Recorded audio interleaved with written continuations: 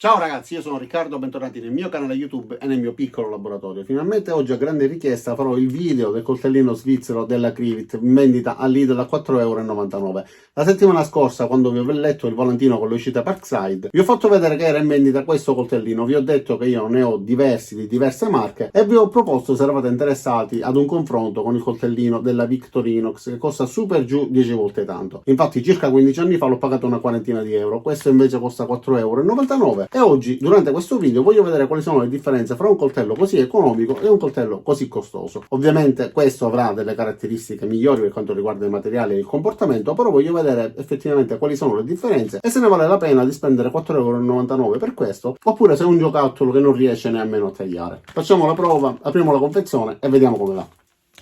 E allora il prodotto, come avete visto, viene venduto all'interno di questa confezione avvolto da questa plastica trasparente. Adesso apriremo tagliando la plastica.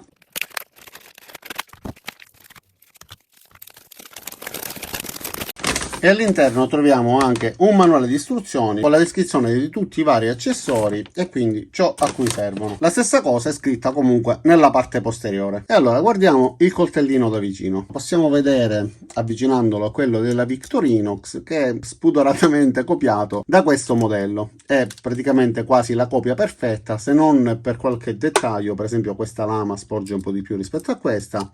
E nella parte posteriore mi sono accorto già dalla confezione che è leggermente più spesso e c'è un accessorio in più. Notiamo già una differenza nella punta, quello della Victorinox è molto più appuntito rispetto a questo della Crivit. Ovviamente per me è la prima recensione di un coltello, però comunque ci capiremo. E allora ho estratto dall'impugnatura tutte le varie parti che lo compongono e adesso lo guarderemo da vicino. Questa è la lama più grande, sembra affilata, non tantissimo, comunque ha una filatura che ci permette un utilizzo rapido. Poi ovviamente se vogliamo una filatura maggiore dovremmo affilarlo noi per i fatti nostri. Questa è la lama più grande, questa la lama più piccola. Poi c'è quest'altra parte a forma di lama, in realtà è una limetta, un seghetto, un apriscatole. Da quest'altra parte abbiamo un cavatappi, quest'altro accessorio ed è un cacciavite a taglio, anche se effettivamente non è che abbia una punta molto simile ad un cacciavite, comunque è un cacciavite a taglio. Quest'altro invece è uno scalpello, io sinceramente non so come si intende utilizzarlo, comunque una parte appuntita che può servirci a rompere qualcosa. Questo è un gancio che può essere utile anche per trasportare alcune cose, ora vi farò vedere. E questo è un infilaghi e che sul Victorinox è pure un po' più appuntito e più tagliente. Questo serve a trasportare qualcosa, per esempio della legna, eccetera, legata con una corda. In questo modo si utilizza a mo' di manico e quindi si solleva con facilità. Da questa parte abbiamo questo apriscatole con la parte finale pure a mo' di cacciavite. Questo è un apribottiglie, la parte finale funge pure da cacciavite e qua dovrebbe fungere in teoria anche da spelafili. Queste sono le classiche forbici che caratterizzano i coltellini svizzeri. Questo è un seghetto per legno. Ora proveremo a tagliare qualcosa, anche se già vedo che qualcosa è fatta male. Addirittura questo dente è quadrato, questo è piegato in avanti e gli altri sono diciamo una forma super giù triangolare, però insomma non sono fatti proprio benissimo. Allora, facciamo un confronto con quello Victorinox. Il Victorinox ha praticamente le stesse funzioni, gli stessi accessori, tranne uno, come vedete è anche un pochettino più sottile. Il peso è un pochettino più massiccio, praticamente mancano la lima e quello che loro definiscono scalpello. E proviamo a fare pure qualche taglio. Allora, tagliamo il cartoncino che avvolgeva il manuale di istruzioni. E allora, iniziamo con quello della Crivit. Allora lo taglia ma strappa la carta, come vedete non è sicuramente un taglio pulito.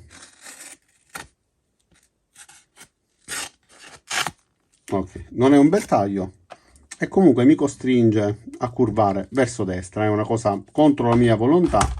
Vediamo questo invece Victorinox, cambio lato, però guardate la differenza di qualità e questa è una lama comunque sfruttata,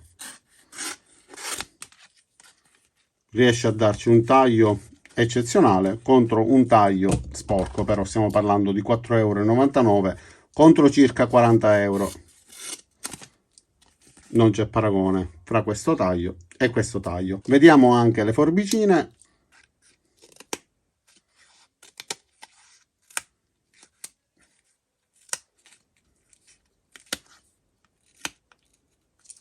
Allora, come vedete, a un certo punto si incastrano.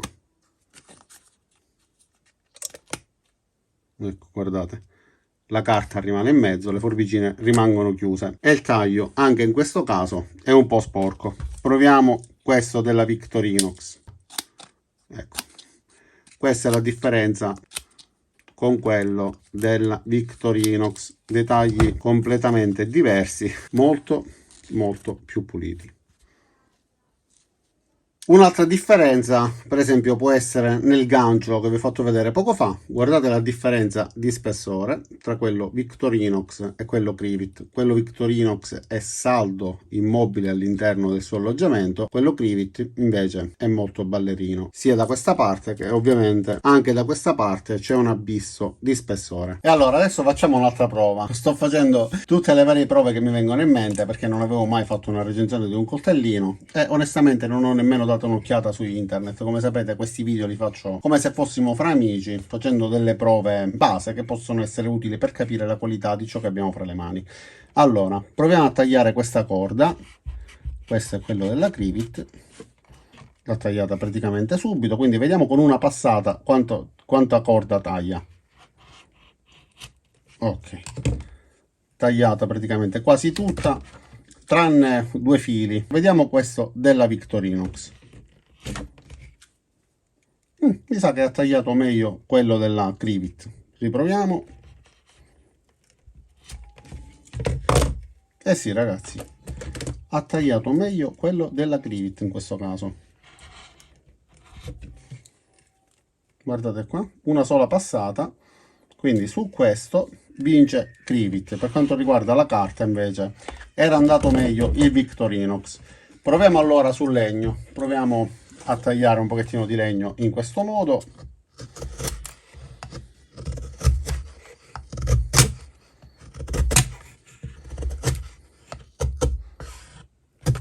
Perdonatemi perché sicuramente non sarà rientrato nell'inquadratura, quindi devo rifare da questo lato. Allora, Victorinox. Per fare entrare tutto nell'inquadratura sto facendo un manicomio. Perfetto. Questo è il Victorinox, funziona perfettamente. Proviamo quello della Crivit. No,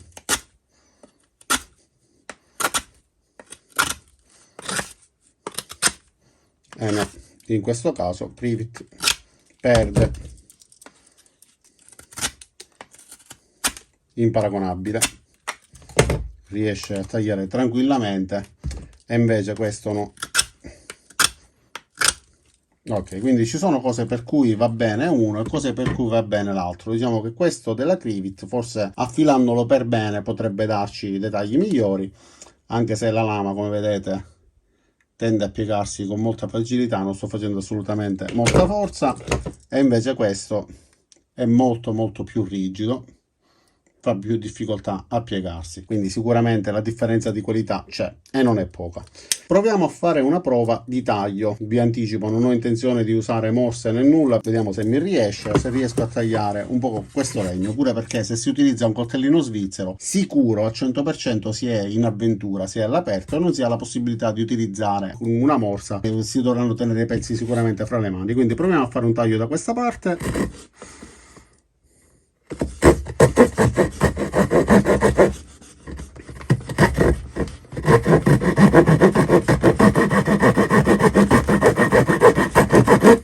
Allora, questo è quello del coltellino svizzero della Victorinox.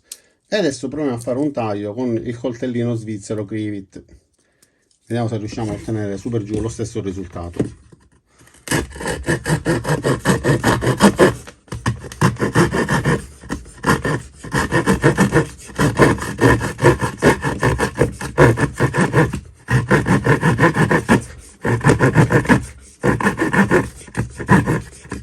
Allora, sì, diciamo che abbiamo ottenuto lo stesso risultato super giù.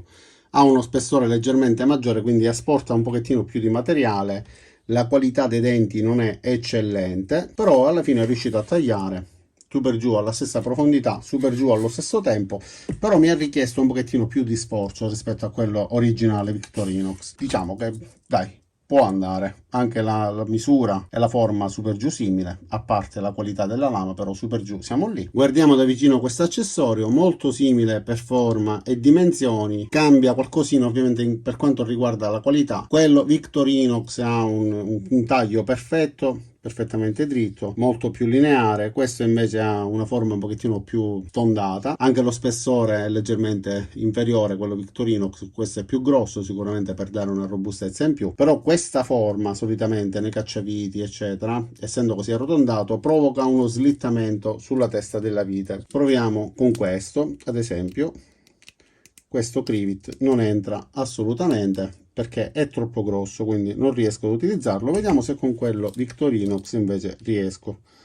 e con questo riesco perfettamente. Quindi uno spessore come quello ci costringe a non poterlo utilizzare in determinate circostanze.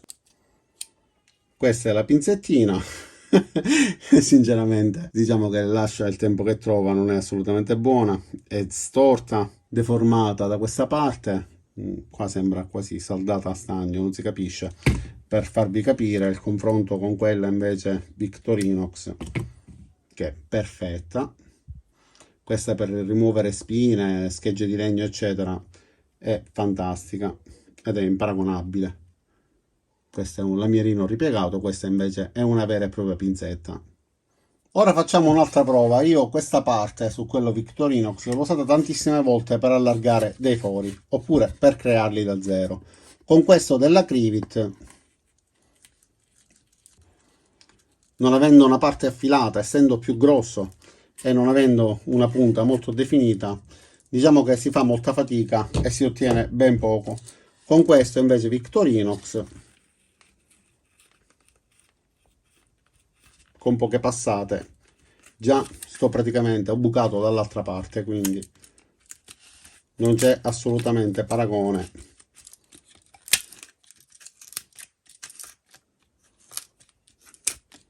Ragazzi, costano, ma sono davvero eccezionali. Di questo vi lascerò il link per poterlo vedere pure su internet. Un altro piccolo dettaglio che differenzia a livello di qualità questi due prodotti, per esempio, è la tacca dove poter inserire l'unghia, questa mezzaluna che ci permette di estrarre i vari accessori.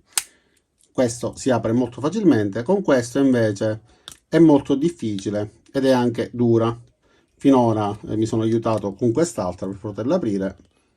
Ok, vedete, vi si richiude, quindi sicuramente non è molto pratico, però una volta aperto, ragazzi, dai, mi sacrifico per voi. Guardate, lo so, è una birra poco raffinata, però ma ragazzi, anche per quanto riguarda e dai, dovevi aprire semplicemente un tappo di birra. No, delusione. Volevo fare lo spiritoso, invece davvero non è riuscito. Allora, questo invece l'ha aperto in un attimo. Ho aiutato un pochettino da questo perché l'aveva aperta già in parte, però è strano perché non è riuscito. Perché non è riuscito? Perché ha una forma leggermente più arrotondata. Però comunque non è riuscito ad aprire la birra, che berrò più tardi perché sto toccando delle lame per una questione di prudenza più che altro, perché sicuramente con una birra rimarrei sobrio, però non toccate mai nulla che sia pericoloso sotto l'effetto di alcolici. Allora, io non so cos'altro farvi vedere. Diciamo che tutto sommato come coltellino, per il prezzo che ha, allora può andare bene, perché con 5 euro si hanno diverse lame e diversi accessori. Per portarlo a pesca, portarlo in campeggio, averlo comunque nella cassettina degli attrezzi, sicuramente male non fa. Questo è l'anellino per poterlo appendere, eventualmente utilizzarlo come portachiavi. Mi sembra di aver detto le parti più importanti, cioè avervi fatto vedere come taglia, avervi descritto su per giù il funzionamento e avervi fatto vedere la qualità generale, confrontandolo ad un prodotto di elevata qualità della Victorinox. Quindi diciamo che ha dei pro e dei contro. Ora la posso bere la birra. Allora ragazzi, cosa dire di questo coltellino? Come abbiamo visto, ha dei pro e dei contro. Ci sono cose che riesce a fare, cose che non riesce a fare. La qualità generale non è ovviamente elevatissima, ma per 5 euro va più che bene. Abbiamo la possibilità di avere più lame, abbiamo la possibilità di avere il seghetto. Le forbici, anche se il taglio non è pulitissimo, però ci permette di separare in due qualcosa che dobbiamo tagliare. E insomma, diciamo che effettivamente solo per il prezzo che ha, allora può valere la pena acquistarlo. Non è sicuramente un coltellino fragile, utile, anche se non ha la robustezza dell'altro, però mi sembra solido, quindi penso che se non viene maltrattato dovrebbe durare a lungo, però non vi farà aprire le birre con molta rapidità. Detto questo, io lascio a voi la decisione con quello che avete visto, se è un coltellino che può fare per voi, per le vostre esigenze o meno.